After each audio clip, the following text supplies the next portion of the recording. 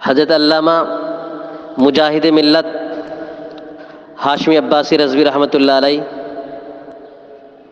کا اسم غرامی ہے حبیب الرحمن قادری، اور آپ کا سلسلہ نسب رسول اللہ صلی اللہ علیہ وسلم کے چچا سیدنا عباس بن عبد المطلب رضی اللہ تعالی عنہما سے ملتا ہے۔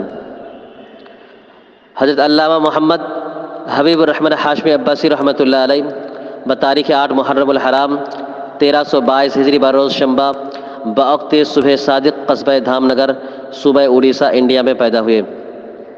ابتداً لوگوں نے حضرت مجاہد ملت کو انگریزی تعلیم پڑھانا شروع کر دیا، جس کو حضرت مجاہد ملت نے بعد الناخواستہ قبول کر لیا، مگر چند دنوں بعد آپ نے انگریزی تعلیم حاصل کرنے سے انکار کر دیا۔ پھر حضرت مجاہد ملت علیہ رحمہ کے والد ماجد کی خواہش کے مطابق دینی تعلیم کے لیے مامور کیا گیا، اور ابتدائی تعلیم کا سلسلہ گھر پر ہی جاری رہا۔ مدرسہ سبحانیہ الہ آباد میں داخلہ لیا، چند سال وہاں تعلیم حاصل کی۔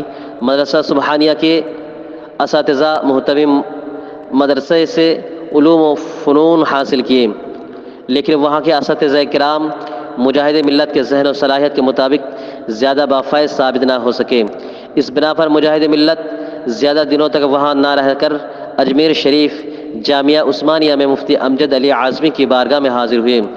اساتذہ دارالعلوم جامعہ عثمانیہ سے اکتساب فیض کیا، اور یہاں سے اپنی علمی پیاس بجھا کر جامعہ نعیمیہ مراد آباد میں صدر الافاضل حضرت علامہ مولانا شاہ نعیم الدین رضوی مراد آبادی کی خدمت گرامی میں حاضری دی اور اکتساب علوم کیا۔ پھر مراد آباد سے ہی سلسلہ تعلیم ختم کیا۔ حضور مجاہد ملت کو شرف بیعت و اجازت حضرت شیخ مخدوم الشاہ علی حسین اشرفی میاں کچھوچھی علی رحمہ سے حاصل ہوئی، اور شہزادہ اعلیٰ حضرت حجت الاسلام حضرت مولانا حامد رضا خان قادری بریلوی رحمۃ اللہ علیہ نے بھی خلافت اجازت سے سرفراز فرمایا۔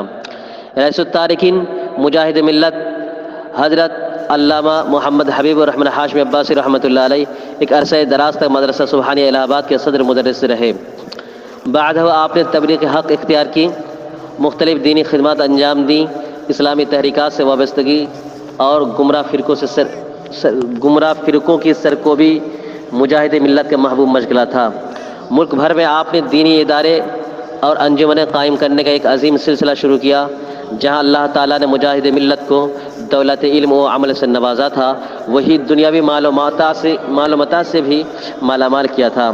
آپ کو دیکھ کر ان متقدمین اولیاء کرام کی یاد تازہ ہو جاتی ہے جنہوں نے رئیسانہ زندگی ترک کر کے فقیرانہ زندگی کو پسند فرمایا اور نفس کو اپنے اوپر غالب نہیں ہونے دیا۔ مجاہد ملت نے کئی دیوبندیوں سے مناظرہ بھی کیا اور اس میں فتح و کامرانی ہوئی۔ حضرت مجاہد ملت نے ریاست و امارت، علم و فضل دونوں طرح کے نعمتوں سے حصہ پایا تھا، مگر علم و فضل اور عشق و عرفان کو دنیاوی امارت و ریاست پر ہمیشہ غالب رکھا۔ آپ کی زندگی کا سرسری مطالعہ کرنے سے اندازہ ہوتا ہے کہ تحائف و نذر کی صورت میں جو کچھ مجاہد ملت کے پاس آیا ان سب کو اللہ تعالیٰ کے راستے میں خرچ فرما دیا کرتے تھے، بلکہ مزید گھر سے بھی خرچ فرماتے تھے۔ اسی وجہ سے مجاہد ملت کو زمانہ کا رئیس التارکین اور رئیس اعظم اڑیسہ کہا جانے لگا، جو صرف ایک تعریفی خطاب نہ تھا بلکہ آپ اس کے صحیح مصداق تھے۔ ایک مرتبہ آپ نے پٹنہ میں ہونے والی کانفرنس میں اپنی اہلیہ محترمہ کے تمام زیورات کو لا کر پیش کر دیا۔ منتظمین نے کانفرنس نے جب ان زیورات کو قبول نہ کیا تو ارشاد فرمایا، اب تو یہ گھر سے نکل چکا ہے، واپس نہیں جا سکتا۔ حضرت مجاہد ملت علیہ رحمہ نہایت ذہین، دقیق رس، دور اندیش اور معاملہ فہم تھے۔ درس نظامی کے جملہ فنون میں ماہر کامل اور فائق الاتقان تھے۔ علم و فضل کا چرچا پورے ملک ہندوستان میں پھیلا ہوا تھا۔ تشنگان علوم کی تشفی بخش درس دیتے تھے۔ حضرت مجاہد ملت علیہ رحمہ اور رضوان کا انتقال 6 جمادی الاولیٰ 1401 ہجری بمطابق مارچ 1981 عیسوی بروز جمعہ شام اسماعیل ہوٹل بمبئی میں ہوا۔